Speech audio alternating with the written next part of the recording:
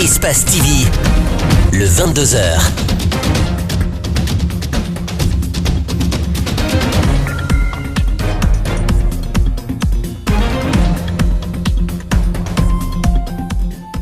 Vous nous regardez dans les 4 coins du monde. Au plaisir de vous savoir avec nous. Bonsoir et bienvenue aux 22h. Au sommaire, installation du conseil communal de Matoto.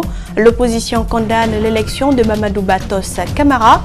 Pendant ce temps, la société civile demande de tourner la page et aux élus de résoudre les préoccupations des citoyens. 13 présumés bandits ont été interpellés à Koya. Présentés ce vendredi, ils sont accusés d'attaques à main armée, détention, consommation et vente de drogue. En interactualité, Victoria, le plus grand lac d'Afrique, souffre du réchauffement climatique. Pollution et pêche illégale vident les poissons de ce lac, partagés par l'Ouganda, la Tanzanie et le Kenya.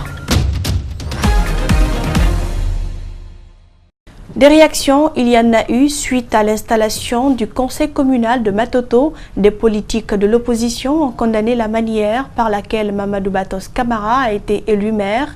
La société civile, elle, souhaite que la page des communales soit tournée et demande aux élus de répondre immédiatement aux préoccupations des citoyens de la commune d'Ibrilba, Tchernosadouba. Le processus d'installation du conseil communal de Matoto a été suivi aussi de loin par des partis politiques. Ceux de l'opposition ont encore un goût amer par rapport à ce qui s'est passé jeudi à la mairie. Certains parlent d'un coup de force de la part du parti au pouvoir. C'est regrettable que la démocratie ne fait que reculer chez nous. Bien entendu, ça donne la voix à la nouvelle génération de s'engager une fois de plus dans la politique pour dire que ces aînés ont montré leurs limites. Ils ne sont que pour leur appétit personnel, ils ne sont pas là pour défendre la démocratie et le bien-être de la population. La condamnation s'élargit au BL. Son président n'a pas du tout apprécié l'atmosphère qui a prévalu sur ces lieux, même si le parti a tout de même marqué sa présence. Ce n'est pas une élection qu'on a eue hier. C'était encore une preuve supplémentaire que nous sommes dans une dictature. Et lorsqu'un peuple fait face à une dictature, il y a des comportements à adopter.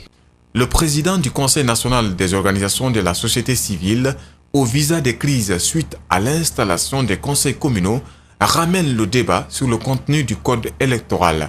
Pour dans ça, ce code est la source des conflits dont les prémices ne sont pas à exclure pour des échéances électorales à venir. Nous savons tout le monde que la loi électorale contient des anomalies, contient des insuffisances, contient des lacunes qui ne peuvent pas organiser une élection transparente et acceptée. Nous le savons. La deuxième chose, nous le savons bel et bien que malgré la portée de cette loi organique, les appétits politiques sont au-dessus de la loi en Guinée. Donc, je me demande une fois encore comment avoir une élection dont les résultats seront acceptés par tous si la loi ne garantit pas une compétition équitable. Après cette installation, reste à savoir si l'IFDG fera encore un recours au tribunal de Mafanko ou campera sur sa position, celle de considérer Kalemodou maire élu de Matoto. On parle santé dans cette édition. La fièvre hémorragique à virus Lassa détectée en Guinée. Des cas ont été signalés dans les préfectures de Kissidougou et Mamou. Une fièvre contagieuse mais qui peut bien être évitée. Comment faire en sorte qu'elle ne se propage pas? Mohamed Valek Touré a rencontré des médecins. Suivez. Des souris mastomistes, vecteurs de la maladie à virus Lassa. Depuis le 1er février, ce nouveau cas de fièvre Lassa a été détecté par les autorités sanitaires à Mamou.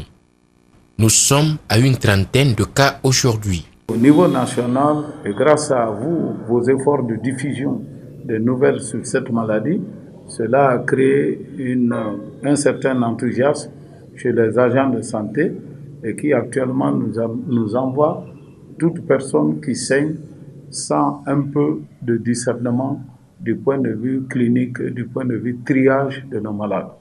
Depuis que le premier cas a été signalé, experts et autorités sanitaires s'activent pour contenir la propagation de la maladie. Les contacts à Kissidougou et Mamou sortiront du registre de l'Agence nationale de la sécurité sanitaire au plus tard ce 22 février. Les souris des champs, ils vivent dans les champs agricoles. Ils consomment les grains. Ce qui fait que, en mois de septembre, correspond exactement à la première sortie des arachides et des grains. Chaque fois, les souris laissent les urines, les salive, ou dans le sang, ou des excréments, directement. L'homme, une fois qu'il est en contact avec ces souillures, il peut se faire contaminer à travers des petites lésions qui se trouvent au niveau des plaies. Avec des équipes d'investigation des agents déployés à l'intérieur du pays, l'Agence nationale de la sécurité sanitaire croit à l'éradication de ce fléau et sensibilise la population à rester sereine. La fièvre de Lassa n'est pas comparable au virus Ebola, dit-on. J'invite les uns et les autres à calmer, et cette peur-là va créer beaucoup d'anxiété au sein de la population, surtout les gens qui interprètent mal. La fièvre de Lassa se manifeste par des céphalées, des maux de ventre et des douleurs musculaires. Une mauvaise interprétation peut créer d'autres complications, nous expliquent des experts.